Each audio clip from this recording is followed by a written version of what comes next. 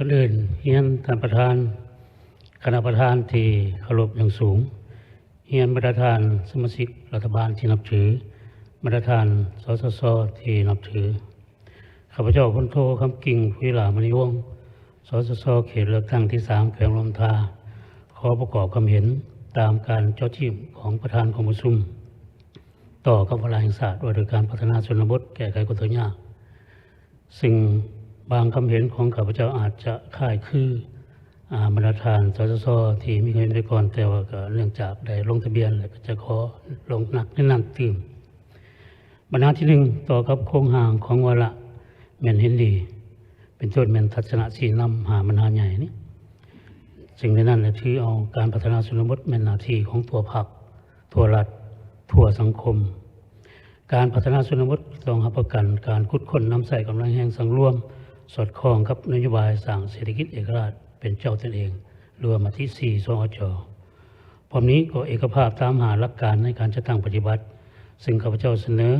ปัญหาหลักมันเอาจะใส่หลักการความเป็นมืออาชีพหมายว่านำใส่บุคลากรพนักงานผู้ที่มีความรู้ความสามารถมีคุณสมบัติจรรยาบรรณจรรยธรรมและสำนีสำนานด้านหลักวิชาการวิเฉพาะแท้ๆบ่ดังนั้นพวกเขาจะถือประชาชนก็จะต้องตีเพราะเคยมีแล้วพนักงานลงหักฐานแต่บ่ฮู้แนะนำประชาชนเฮ็ดนาขันใด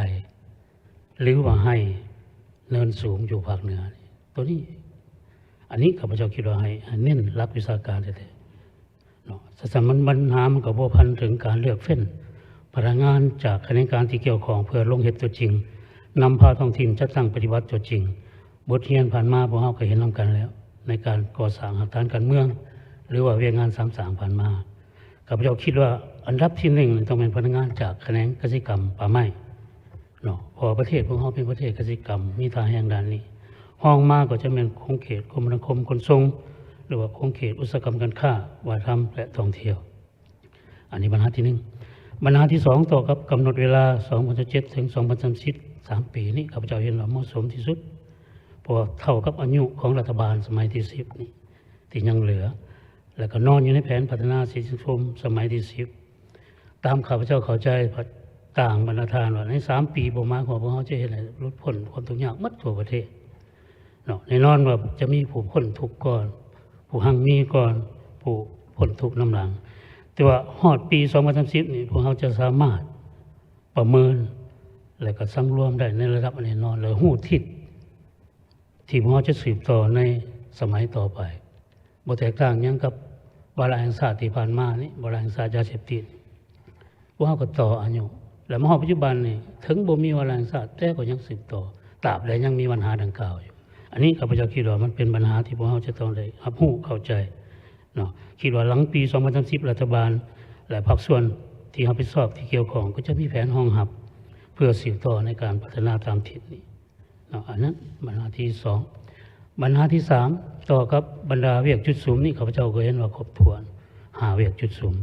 แต่จะขอเน้นอยู่จุดสูงที่1และจุดสูงที่2หมายว่าจุดสูงที่1ในบาท9ทำอิฐนี่ข้าพเจ้าเสนอให้เร่งปฏิบัติในการจัดสรรภูมิลำเนาถาวรเพื่อให้ประกันให้ประชาชนมีพื้นที่ทำการผลิตบ่ดังนั้นก็จะเกิดปัญหาที่พวกเราว่าสร้างอาชีพแรงและหับที่ย่นนี่บ่ได้ข้าพเจ้ายกตัวอย่างอยู่รวมท่าพวกข้าพเจ้านี่ยังมีประชาชนจำนวนหนึ่งมีการเคลื่อนย้ายที่อยู่อาศัยจากเมืองนี้ไปเมืองใกล้เคียงด้วยการไปอยู่น้ำพี่น้องเนื่องจากบ่มีพื้นที่ทำการผลิตหมายว่าย้ายด้วยตนเองโดยสัญชาตญาณของมนุษย์แต่ว่ามีความเสี่ยงสูงเนาะบางบ้านก็บ่ยอมรับบางบ่อนก็สร้างความขัดแย้งฉะนั้นข้าพเจ้าคิดว่ารัฐของเฮานี่ต้องมีความรับผิดชอบโดยตรงเนาะบ่ดังนั้นนี่จะเกิดสภาพทางป่าเฮ็ดไร่ทางป่าปลูกข้าวปลูกฟินอื่นๆเนาะคันปล่อยปละสภาพแบบนี้นะแต่ว่าจุดพิเศษภาคเหนือนี่การยุ่งยากจัดสรรโฮมบ้านนี่ก็มีความยุ่งยากทั้งด้านพื้นที่โฮมบ้านน้อยเป็นบ้านใหญ่แต่ในความเป็นจริงเนี่ยบ้านเนี่ยยาวเรียบตามสายทางอันนี้ก็เสนอรัฐบาลควรเติม1 นาทีเขาเติม1 นาทีควรเปิดกว้างพื้นที่หมายความบรรดาแขวงที่มีแสดงที่จอดหรือว่าพื้นที่ของแขวงทางภาค กลางภาคใต้ที่มีพื้นที่รองรับนี่พวกเฮาควรได้คนขั้ว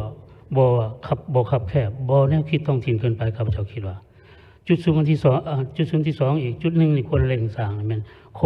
ครงร่างพื้นฐานเป็นต้นเหมือนเส้นทางคมนาคมนี่เพราะถ้ามีเส้นทางแล้วการพัฒนาก็เป็นเงาตามตัว มีเส้นทางแล้วป่าชนก็ยากก็ง่ายในการยกย้ายจัดสรรภูมิลำเนา